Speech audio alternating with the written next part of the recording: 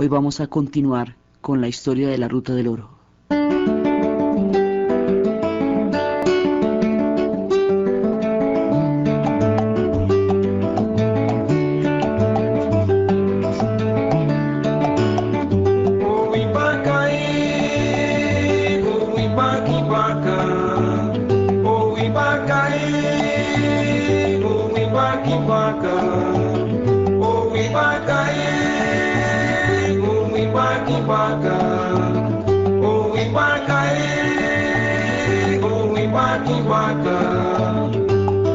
Aurora vem contente por cima do oriente. La vez pasada estábamos viendo cómo el descubrimiento de la Ruta del Oro altera toda la historia del desarrollo del Brasil, porque lo convierte en un país continental. De no ser por la Ruta del Oro, hubiera tomado muchísimo más tiempo, o simplemente el desarrollo de las costas hubiera marcado por sí solo la historia del Brasil.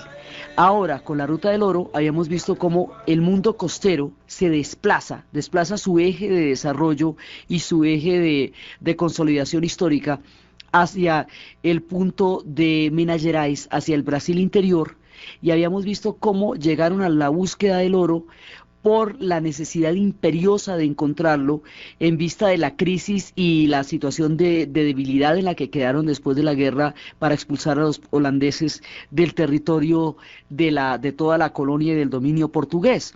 Entonces empiezan a buscar el oro, lo encuentran y hemos visto que encuentran mucho más oro del que le cabía a cualquiera en la cabeza. O sea, encuentran oro en grandísimas cantidades, pasan a ser el principal productor mundial de oro de un momento a otro, después de haber estado en una crisis muy fuerte. Y esta Ruta del Oro, que es el mundo básicamente de Minas Gerais y de Goiás, esta Ruta del Oro va a determinar el surgimiento de una serie de ciudades que van a constituir polos importantísimos de la historia y de la cultura del Brasil, el mundo del Brasil interior. Entonces, habíamos visto que empezaba por Paraty, que era el que quedaba en la costa, el camino viejo, el primer camino, y que luego iba subiendo y subiendo hasta llegar a Ouro Preto y luego a Diamantina, pero que luego abrieron otro camino que pasaba por Río de Janeiro, lo que aislaba a Paraty. Y habíamos visto cómo en la Ruta del Oro las ciudades van a revestir una importancia capital en un momento dado y luego con una fragilidad, con que la ruta pase por otro lado, con que la mina en un momento dado se seque, cualquier eventualidad saca a las ciudades de la historia y los sume en lo profundo del olvido. Entonces pasan de la gloria, de la fama, de ser en un momento dado las ciudades más importantes a ser ciudades totalmente olvidadas y detenidas en el tiempo. Esa es una constante de las ciudades que recorren la Ruta del Oro. Fueron todas muy importantes en un momento dado, después fueron totalmente olvidadas y el tiempo se detuvo en ellas, luego las rescata la historia por la importancia que van a tener, pero son fluctuantes y su importancia cuando la tienen es toda, y cuando se olvidan de ella se olvidan por completo. Entonces esto va creando un mundo, va creando una cultura, que es la cultura de los bandeirantes.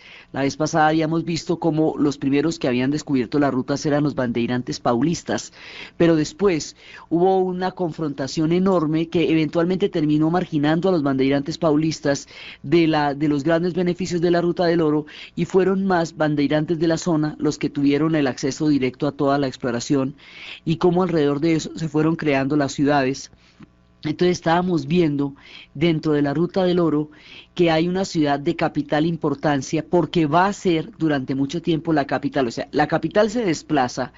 Entonces primero pues el lugar más importante era Salvador de Bahía en la época del azúcar, pero como toda la gente del azúcar se va a desplazar enloquecida a sacar oro y dejan tirado todo y eso se muere toda la tierra y todo porque la gente se va como loca a buscar oro. Entonces Ouro Preto va a ser el corazón de toda esta ruta y va a ser durante mucho tiempo la capital de Minas Gerais, hasta cuando tiempo después, cuando se acabe el oro, se seque todo esto y Ouro Preto caiga en el olvido, se desplace la capital hacia Belo Horizonte, la capital de Minas Gerais.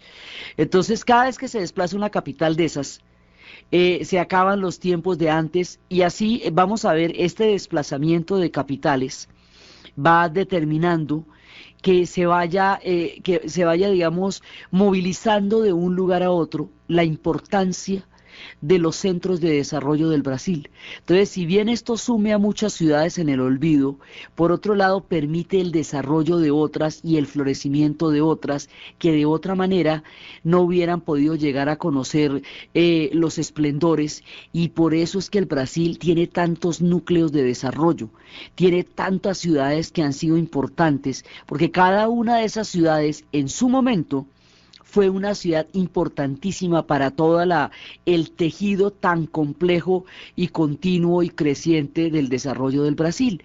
Entonces, ahorita el centro de la jugada, el corazón de todo, es Ouro Preto. Entonces, Ouro Preto se vuelve, en el momento en que empieza ya toda la ruta del oro, y ligada a todo su desarrollo y todo que habíamos visto que se llama Ouro Preto, primero se llamaba Vila Rica, era el primer nombre de la ciudad. Y después se va a llamar Ouro Preto por esa sustancia ferrosa, ese óxido ferroso que cubre el oro, un florecimiento cultural importantísimo. Entonces, primero estábamos viendo cómo Ouro Preto va a ser el corazón de todo, y va a ser el corazón de muchas formas culturales. Primero, por todo lo que va a ser la historia de Aleijadinho. Además, hay una cosa que es muy curiosa en el Brasil, y es que el punto de desarrollo de una tendencia cultural es bastante simultáneo al que se está dando en Europa, a diferencia de otras fenómenos en América Latina, donde se van a conocer las influencias culturales, artísticas, muchos tiempos, incluso siglos después. Aquí Aleijadinho va a ser el representante del barroco, y va a ser un representante de talla universal. Es uno de los artistas más importantes en toda la historia del Brasil, es el escultor por excelencia, es el escultor barroco, es el hombre que le va a dar la universalidad. En estas ciudades de la Ruta del Oro hay artistas de una talla de universalidad, de una grandeza que es absolutamente impresionante. Entonces son ciudades donde hay tesoros escondidos entre sus artistas, entre sus compositores, entre toda su huella arquitectónica. Por eso es que más adelante en el tiempo esas ciudades se van a volver patrimonio histórico de la humanidad, por eso, porque fueron las ciudades donde se dieron los grandes florecimientos culturales. Entonces, donde se van a dar después, más adelante, los tiempos del modernismo y todo eso, Ouro Preto va a ser un centro de mucha historia del Brasil. Entonces, Aleijadinho va a ser un artista de unas proporciones impresionantes, va a ser masón como muchísimos de los intelectuales y de más adelante de los libertadores de América Latina. La masonería tiene mucho que ver con mucha parte de la formación de nuestra cultura. Entonces, este personaje, que es hijo de un portugués y de una esclava, va a recibir de su padre el conocimiento de arquitectura y la sensibilidad artística de él y de su tío, y va a tener también toda una sensibilidad del mundo. Este personaje, además, Aleijadinho es una manera de decir lisiado, porque él tenía, como habíamos visto, una enfermedad gravísima en los brazos, en el brazo, que hacía que no pudiera desarrollarse. Él, salvo un día que se fue para Río de Janeiro, nunca salió de Ouro Preto, nunca. Entonces era impresionante cómo un tipo, a través de laminitas y dibujos, va a conocer el barroco, va a ser un gran escultor, va a diseñar todo lo que es la iglesia de San Francisco de Asís. Digamos, va a tener una mente absolutamente colosal, enterrado en la mitad de un mundo que florece alrededor de las minas de oro. La talla de universalidad, la sensibilidad artística, la capacidad de concebir un arte tan magnífico en un sitio donde se está dando el furor del enriquecimiento instantáneo de la mina de oro, es un contraste increíble. A este tipo le pasaba lo mismo que a Kant, que estaba en un pueblito chiquitico de Alemania que se llamaba Königsberg, y desde allá de Alemania Desde ese pueblito chiquitico, Kant solucionó los problemas más fundamentales de la filosofía, los problemas entre los empiristas y los racionalistas. Él logró un término medio que pudiera solucionar discusiones que habían tenido muchísimos siglos en la historia de la filosofía, sin haber salido jamás de su pequeña tierra de Königsberg. Por eso era que Antonio Machado en un verso le decía: Tartarín de Königsberg, con el puño en la mejilla, todo lo llegó a saber, porque el tipo se imaginó el mundo sentadito en su escritorio, salía a una hora tan fija que todo el mundo arreglaba los relojes por la hora en la que él andaba. Pues algo parecido a la universalidad de Kant le va a pasar a Lejaillinho en la mitad de Ouro Preto. Imagínese, Ouro Preto se está creando, la gente está llegando con ese montón de minas, con esa cantidad de ambiciones, las guerras de las emboadas están sacando a los paulistas, a los banderantes paulistas, de los descubrimientos que ellos mismos hicieron. O sea, toda la cantidad de ambición, de locura, de frenesí, de desconfianza. Imagínense una mina de oro, lo que trae es los aventureros, los buscadores, trae la gente más arriesgada, más aventada, la que está dispuesta a dejarlo todo. Y en la mitad de una ciudad que está creciendo, en el vértice de la ambición, en el corazón de la avaricia y en la explotación de un imperio, aparece un tipo de estos, capaz de crear un arte tan impresionante, un arte religioso, porque todavía todo el arte más grande, todo este arte de esta época, pues todavía es arte religioso, es un mundo católico, es un mundo confesional, entonces los suyos son santos, y uno va a encontrar tanto en Ouro Preto como más adelante en Goiás, otro gran artista, donde las obras más fantásticas del arte religioso se van a ver equiparadas a miles de kilómetros de distancia de donde surgieron esas tendencias culturales, metidas en el corazón de las montañas, en ciudades empedradas, en iglesias pequeñas y acogedoras, pero con unos techos desbordantes y totalmente cubiertas de láminas de oro. Personajes como Aleijadinho y su impresionante legado. El oro, decíamos la vez pasada, la fiebre pasaría como la hojarasca, aquello quedaría desierto en algún momento como fue glorioso, pero más allá de las fortunas que pasaron y se perdieron, quedó inscrita en el arte la historia de Aleijadinho y el testimonio de su exquisita sensibilidad histórica, porque a diferencia de la ambición, del oro, de la avaricia, de toda la cantidad de fluctuaciones de la fortuna, que es una dama tan esquiva, que los griegos representan como una veleta y que los hindúes representan como una diosa sensible a los halagos, que hoy está en una parte y mañana está en la otra, a diferencia de la diosa Fortuna, tan esquiva para los mineros y para toda la gente que estuvo en los desarrollos de la ciudad de Ouro Preto, el arte está destinado a sobrevivir, a permanecer y a conocer la eternidad. Entonces Aleijadinho y su legado sobrevivieron a los tiempos míticos y legendarios de la Ruta del Oro. Ouro Preto se va a convertir así en una ciudad fundamental. En esa ciudad se van haciendo las iglesias, se van haciendo lo que habíamos visto, que cada uno que va a tener importancia y va a tener, digamos, medios, construye una iglesia. Y la construcción de esa iglesia es una manera de afirmar su posición dentro de la sociedad de Ouro Preto y darle ese carácter señorial de 1000 iglesias que tiene esta ciudad empotrada en la montaña.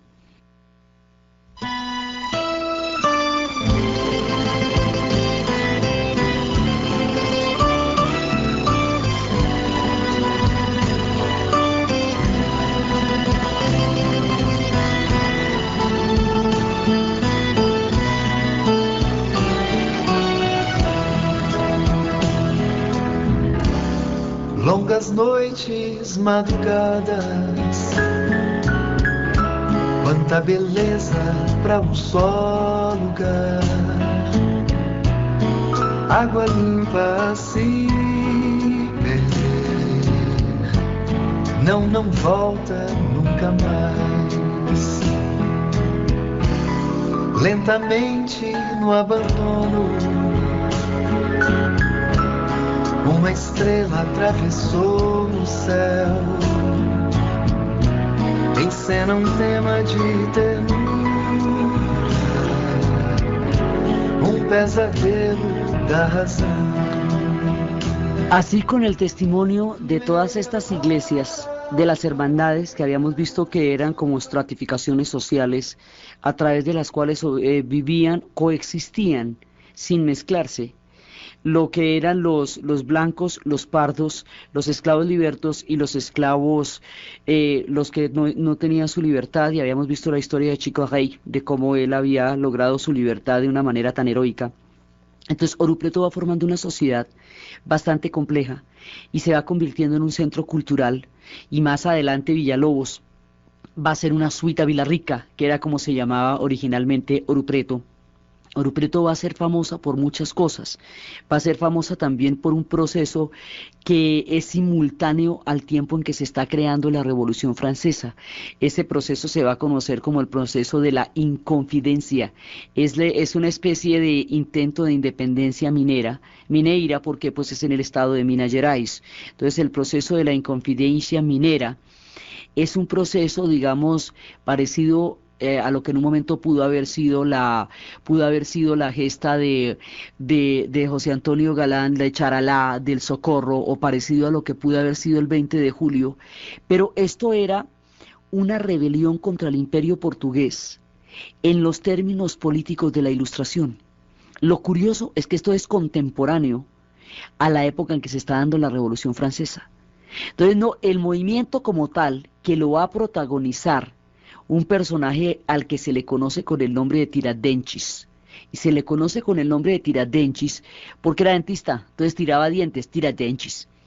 Entonces Tiradentes va a ser un personaje importantísimo porque no es tanto la capacidad de movilización que el movimiento de la Inconfidencia minera llegó a tener, como la importancia política de prefigurar un concepto de un Brasil políticamente independiente en el futuro. Es decir, ellos van a crear el imaginario de lo que va a ser la cultura política de Brasil en el futuro. Se adelantan por ahí unos 200 años a la época, 250 años a la época en que Brasil hubiera despegado políticamente, y tienen un eco, una resonancia. El movimiento va a ser aplastado. También son masones. Más adelante vamos a hablar de esa relación tan particular entre la masonería y los procesos de independencia o los grandes procesos de florecimiento. Va a ser importantísimo porque, por el imaginario que va a crear en la historia del Brasil. Rápidamente va a ser aplastado porque pues en ese momento no había las condiciones para enfrentarse a un imperio del poderío y de la grandeza del imperio portugués en ese momento, pero él y sus compañeros van a ser apresados, sus compañeros van a durar mucho tiempo presos en África, en las colonias portuguesas en África. Allá van a durar bastante tiempo, y después, más adelante, van a ser retornados cuando en el Brasil independiente se reivindique la importancia de la Inconfidencia minera. Hoy por hoy, en la ciudad de Ouro Preto, en la plaza que se llama la Plaza Tiradentes, hay un museo que es el Museo de la Inconfidencia Minera, que es el testimonio de la naciente formación de un estado, de un Brasil político al interior del Imperio Portugués. Digamos, era cuando empieza, esto es como el germen del principio de autodeterminación de los pueblos, es como el germen de los principios de la Revolución Francesa, y tenían toda una biblioteca de la Ilustración en el Brasil. Perdidos en los confines del Brasil, hay los testimonios más importantes de la historia universal y de la historia europea, y las ideas políticas que subyacen al fenómeno de la Inconfidencia minera son parte de esos ejemplos. Tiradentes después sería detenido junto con sus compañeros, pero a diferencia de los compañeros que fueron llevados a las prisiones de las colonias portuguesas en África, Tiradentes fue descuartizado, de la misma manera como José Antonio Galán, después de toda la gesta comunera de Charalá. Entonces es una figura, es un mártir, así como José Antonio Galán, y pedazos de los potros en donde él sufrió su martirio se conservan en el Museo de la Inconfidencia Minera, y es uno de esos casos donde las ideas se van a conservar en el tiempo, mucho más allá y mucho, digamos, donde van a tener un espectro muchísimo más amplio que la vida misma de las personas que le hicieron. Tiradentes se va a volver un símbolo, y hay caminos de Tiradentes, y hay lugares de Tiradentes, y la plaza es la de Tiradentes, y Ouro Preto es el epicentro de esta epopeya política.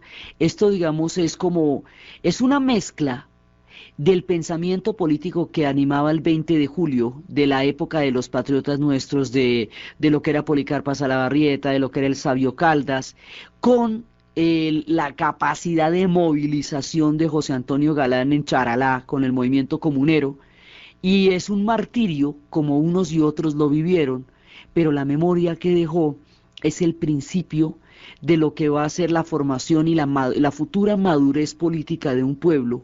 Se va a expresar a través de esto. Por eso es que van a tener tanto tributo a su memoria. Es uno de los héroes más reconocidos en la actualidad, y en tiempos de la dictadura su espectro animaba la idea de que ellos habían tenido desde muy temprano en su formación histórica una idea de un Estado pluralista, de un Estado independiente, de un Estado autónomo, como él lo estaba proclamando en el momento en que se hacía eco de las ideas de la Ilustración en el centro perdido de Ouro Preto, en la ruta del oro del Brasil interior, en el mundo de Minas Gerais. Grandes héroes va a tener esta ciudad de Ouro Preto. Antônio Francisco Lisboa, nacido en el año de 1766, era leyaiño, y se le llamaba así precisamente por la deficiencia física.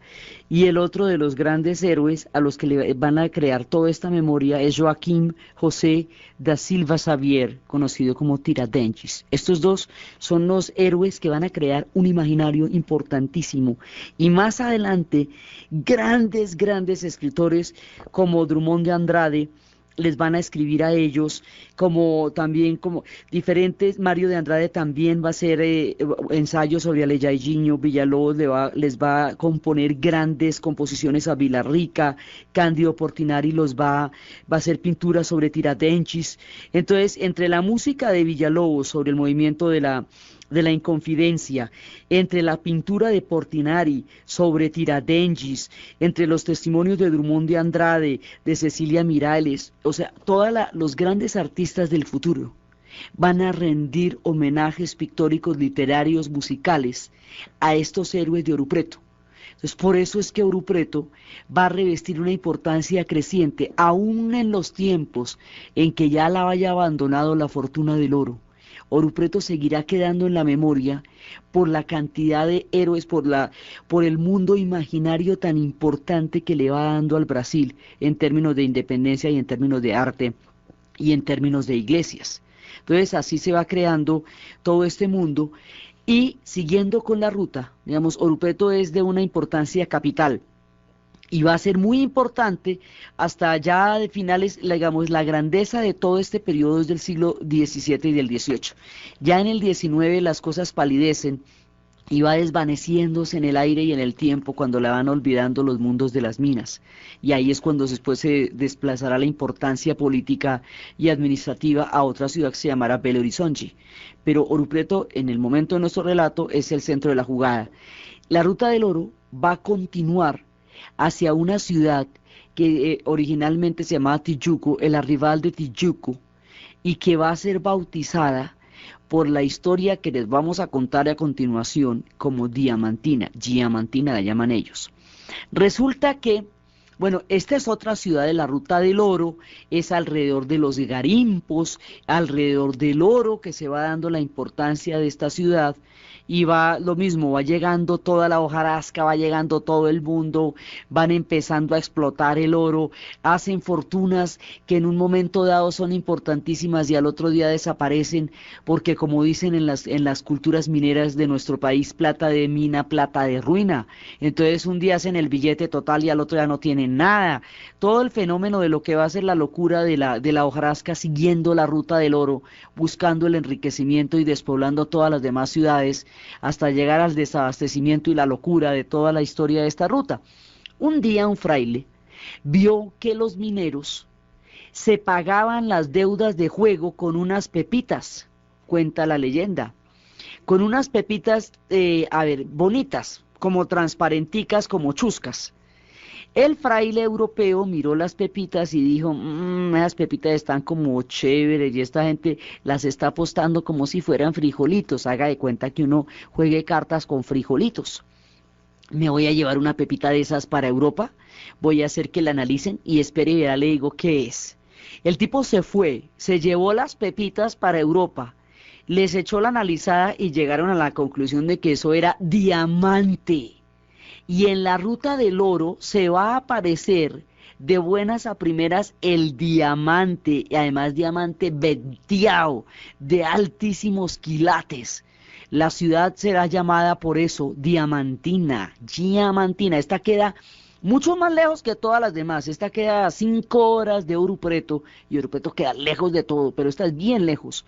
Entonces, esta ciudad es completamente mágica. Y es ensoñadora, es llena de una cantidad de alegrías y de leyendas y de historias. Pasan entre el momento en que el fraile confirma la existencia de diamantes en el arrabal de Tijuco y le dice, además a orillas del río Chiquitinoya, que era de donde empezaban a salir el diamante, en el momento en que le avisa a la corona portuguesa, pilas, que aquí lo que hay es diamante, pero diamante en grandes cantidades. Entre el momento que él les avisa y el momento en que la corona portuguesa se pellizca y le da por hacer algo al respecto, van a pasar 15 años. Es decir, lenticos los cogieron, porque esto era un descubrimiento para haberlo montado de una. Se van a demorar bastante y la cantidad de toneladas de diamante que se sacó al escondido mientras los portugueses entraron a tomar posesión de Diamantina es incalculable. Entonces empieza a llegar la misma gente que estaba enloquecida por el oro, ahora se va a enloquecer por el oro y por el diamante. Y se va a crear otra sociedad. Es muy diferente culturalmente Diamantina a Ouro Preto, porque Ouro Preto es una ciudad mucho más señorial, mucho más espectral. Diamantina es una ciudad mucho más alegre, mucho más festiva, tienen un carácter distinto. Su espíritu es diferente. Entonces llegan a Diamantina y cuando los portugueses se toman en serio el descubrimiento de diamantes, van a pegarle una encerrada, esto lo van a cerrar, lo van a militarizar, van a controlar los caminos de acceso, lo van a convertir en un lugar de alta seguridad. Eso se vuelve una tierra militarizada donde no puede entrar ni salir nadie. Durante un tiempo bastante largo eso quedó completamente encerrado, porque de ahí no podía salir un solo diamante sin el control de la corona portuguesa. O sea, los portugueses cuando se apersonaron en serio. Se demoraron bastantico en creerle al fraile, pero se van a apersonar en serio y esto se va a volver un lugar aterrador también en un momento dado, porque va a ser un lugar de una represión fuertísima por la locura del diamante, y a la gente la torturaban pensando que se estaban robando los diamantes. El diamante los enloquece y les va a dar una riqueza impresionante.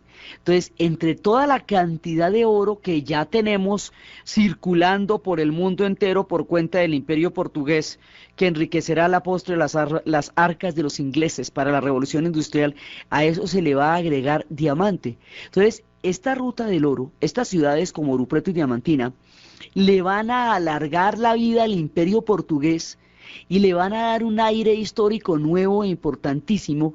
De no ser por ellas, el Imperio Portugués había desvanecido poco después de la guerra contra los holandeses, se había empezado a languidecer al no poder crecer. Pero la ruta del oro y el descubrimiento del diamante lo vuelven a poner en primera línea y le van a dar un fortalecimiento impresionante. Entonces Diamantina al principio va a ser, digamos, un campo de seguridad, mientras mientras montan el monopolio del diamante, porque en eso eran muy cuidadosos. En la ruta del oro era muy importante que la iglesia no se fuera a ser dueña de ese patrimonio.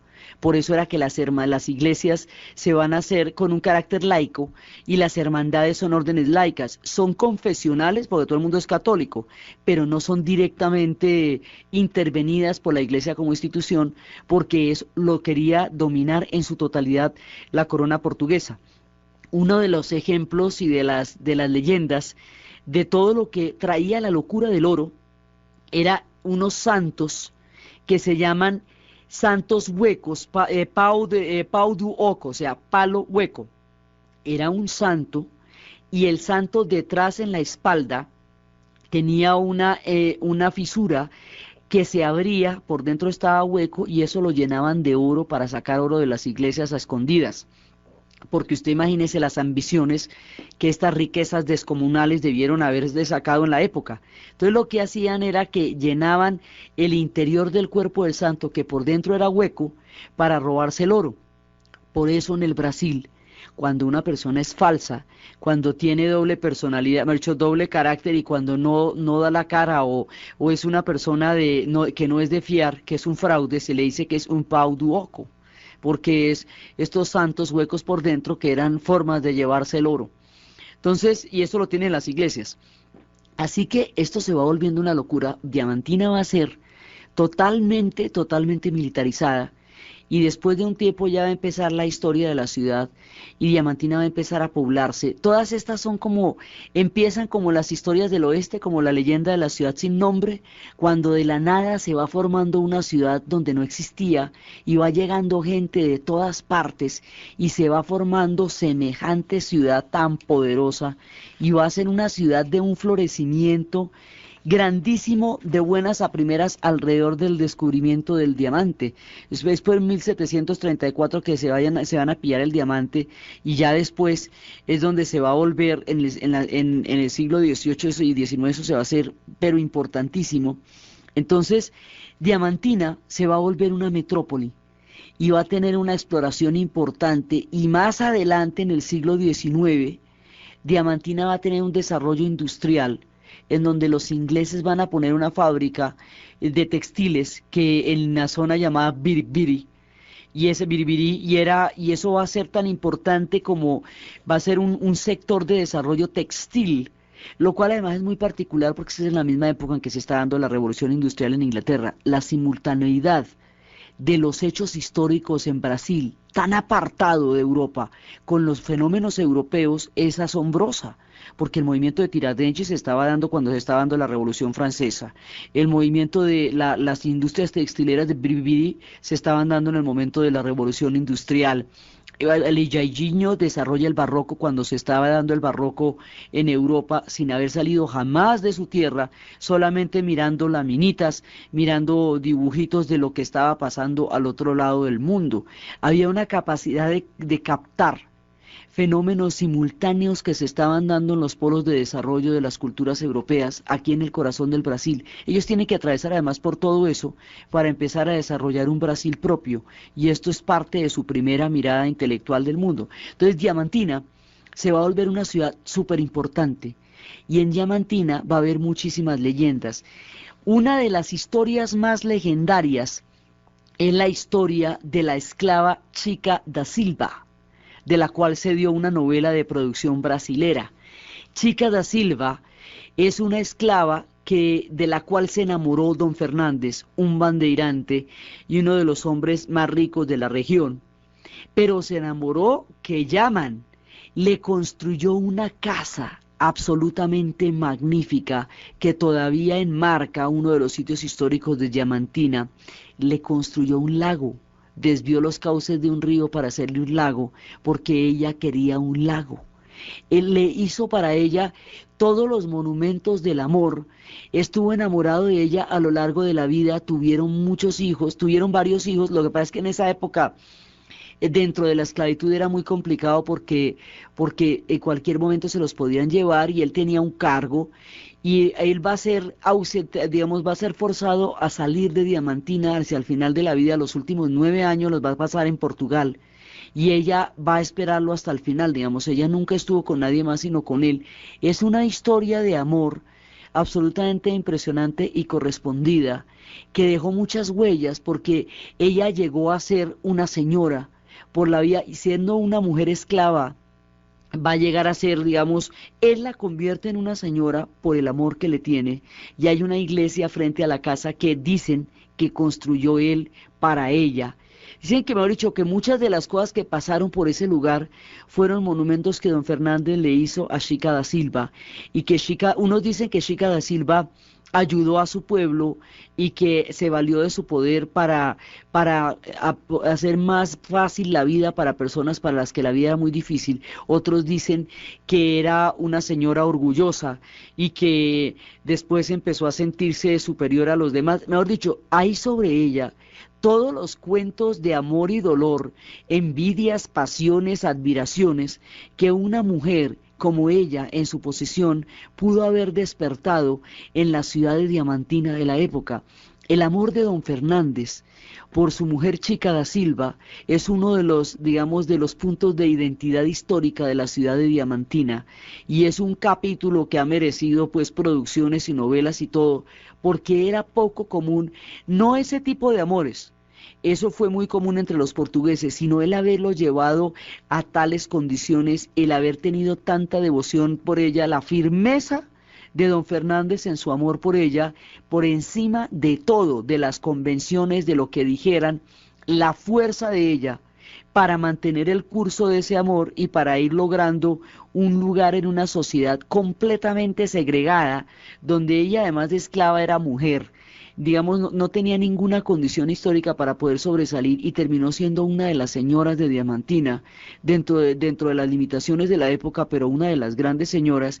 Ella es un símbolo muy importante dentro del mundo de la esclavitud, porque fue alguien que vislumbró otra manera de vivir, una manera en consonancia con el respeto que todo el mundo hubiera querido para sí y que ella logró a través del amor con don Fernández. Entonces la casa de ella, su vida es muy especulativa porque realmente no existen retratos de ella. Hay pinturas bellísimas en la casa de Chica da Silva de cómo se imaginan que ella debió ser. Entonces unos dicen que era la mamacita más divina del mundo, otros dicen que no tenía nada de especial, que quién sabe qué fue lo que le vio don Fernández, y esas fluctuaciones entre la envidia y la admiración que un personaje de estos puede desatar con el tiempo, rodean de una aureola de misterio la verdadera historia de Chica da Silva. Todo el mundo tiene una historia diferente, pero lo que sí se sabe es que el lago existió. Todo eso se destruyó después de que él se fue.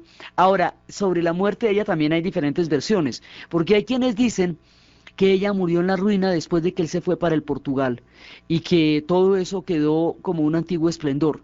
Pero hay quienes dicen que ella se aseguró y que él la dejó asegurada para que después de su partida del Brasil, ella quedara en buenas condiciones y sus hijos pudieran heredar las buenas condiciones en las cuales ella había vivido.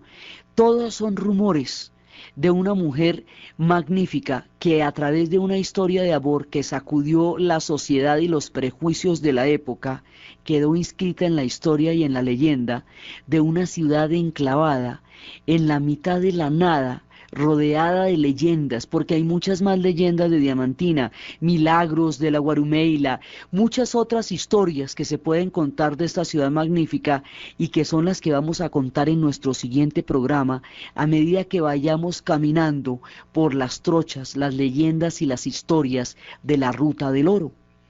Entonces, desde las tierras de los grandes descubrimientos de estas rutas, desde el poder y la fuerza creativa de Aleijadinho, desde la rebeldía y la madurez y la lucidez política de Tiradentes, desde la fuerza de voluntad, la belleza y la leyenda de Chica da Silva, desde todos estos mundos de ensueños y aventuras que se van tejiendo alrededor de la Ruta del Oro, en la narración de Ana Uribe, en la producción Yesid Rodríguez, y para ustedes, feliz domingo.